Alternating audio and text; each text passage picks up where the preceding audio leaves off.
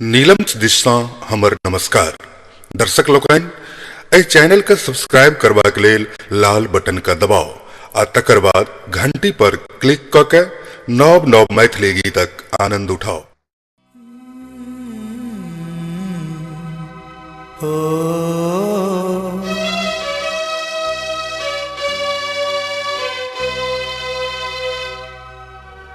स्वर्ग सा सुंदर मिथिला धाम, मांडन आया जी राजा जनक के गाँव। स्वर्ग सा सुंदर मिथिला धाम, मांडन आया जी राजा जनक के गाँव।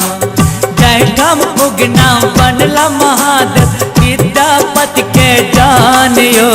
स्वर्ग सा सुंदर मिथिला धाम, मांडन आया जी राजा जनक के गाँव।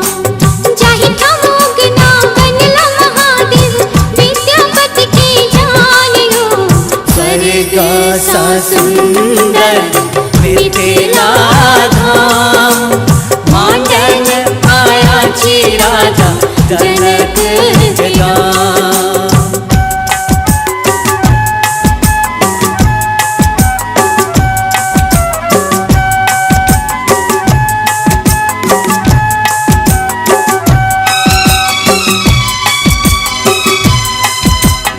हमरा नीता मोन लगैया अपने ही प्रेमक नगरी में। हमरा मीता मोन हमरा मीता मोन लगैया अपने ही प्रेमक नगरी में। मिथिला का बोल अनमोल लगैया, मिठका बेर जेहन सबरी के। झुकी झुकी करे छी हम माए के प्रणाम।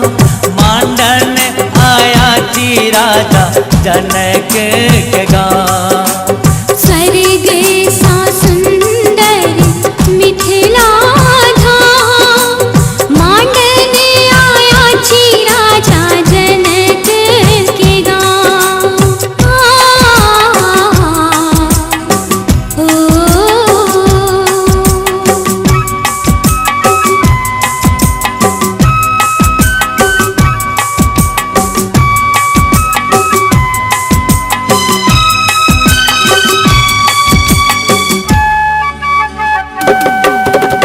बारिये झरिये साग भेटे, चारहि पर तिलकोर रे। बारिये झरिये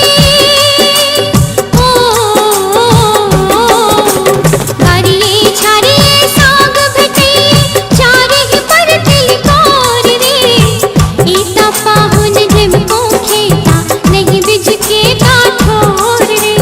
स्वागत में भेटते पान और मखान, मांडन आया जी राजा जनक के गाँव।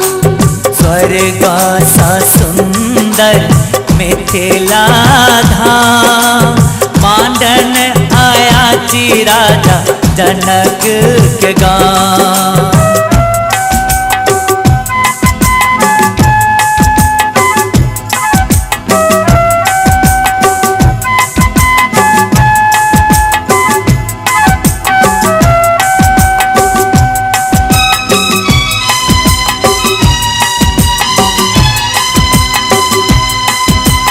कमला कोश बलान निस दिन झर झर गीत सुनाबै रे।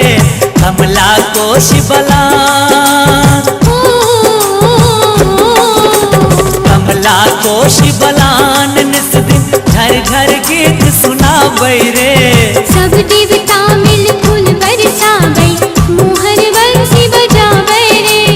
सीता बहिन छथि पाहुन राम, मांडन आया जी राजा जनक के गाँव। जाहि ठम उगना बनला महादेव विद्यापति के जानियो।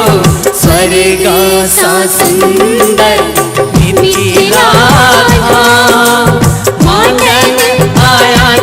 राजा जनक